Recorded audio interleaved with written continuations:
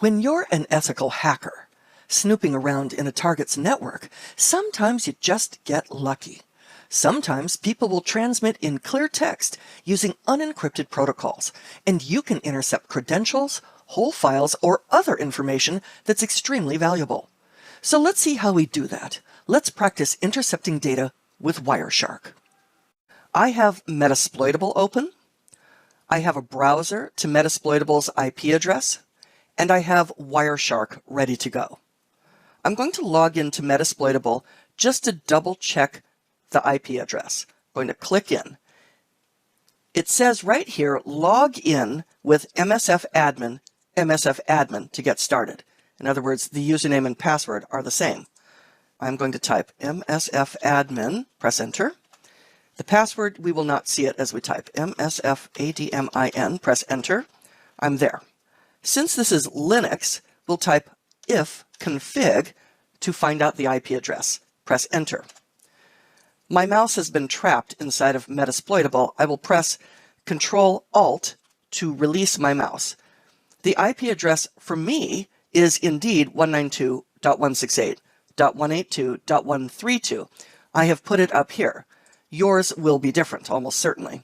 I'll press enter, and sure enough, here's the homepage for Metasploitable with the various links to the various websites. What we're going to do is we're going to capture a logon to this one, DVWA.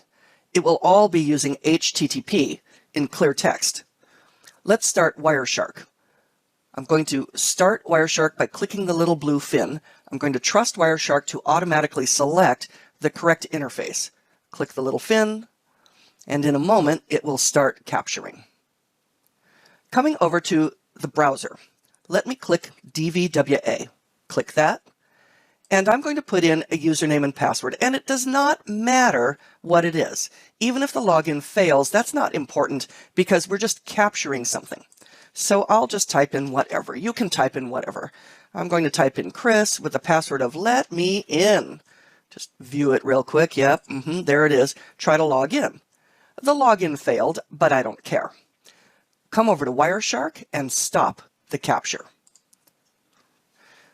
We have a lot of stuff here that has nothing to do with our little lab, so let's apply a display filter. We know Metasploitable's IP address, so let's filter on it in Wireshark. I'm clicking in this Apply a Display Filter, and I'm typing IP dot, and you can see it has recommendations already.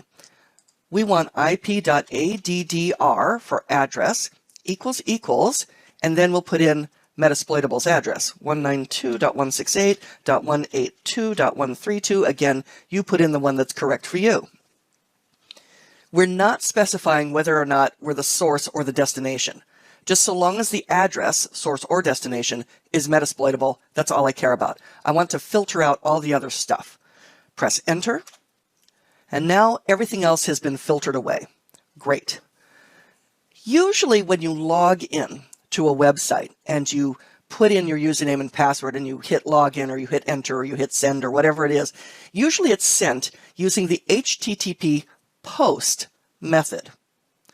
You know, HTTP has get and post. It even has put, like FTP does. We're going to look for the HTTP post method here. Now, we could just scroll through all of this stuff, or we could sort for HTTP, just click protocol, and look for the HTTPs. And they're just these right here. And I see post right off the bat. We could click that, open it up, scroll down. Wow, there it is right there. Username equals Chris, password equals let me in, and then the form is login. Besides using the post to search, we could also just use Wireshark to search for a string. We could come up here and we could click the little magnifying glass, click Find a Packet, and make sure that in this drop-down box that you are looking for packet details, because you want to be able to read anything in the packet. So make sure it's packet details. You can leave it at narrow and wide. This is UTF-8 and 16 character sets, so either one. Not case sensitive because we're not sure.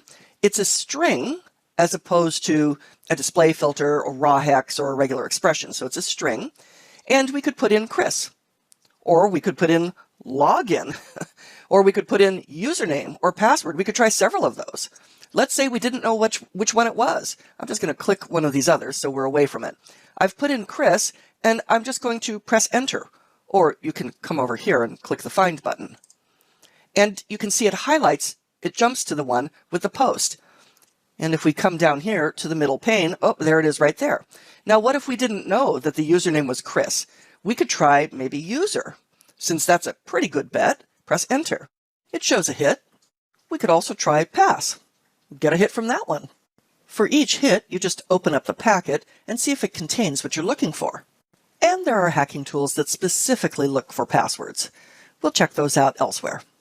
So that's how we can intercept clear text network transmissions and get all sorts of information that we really aren't entitled to. With that, let's move on to the next topic.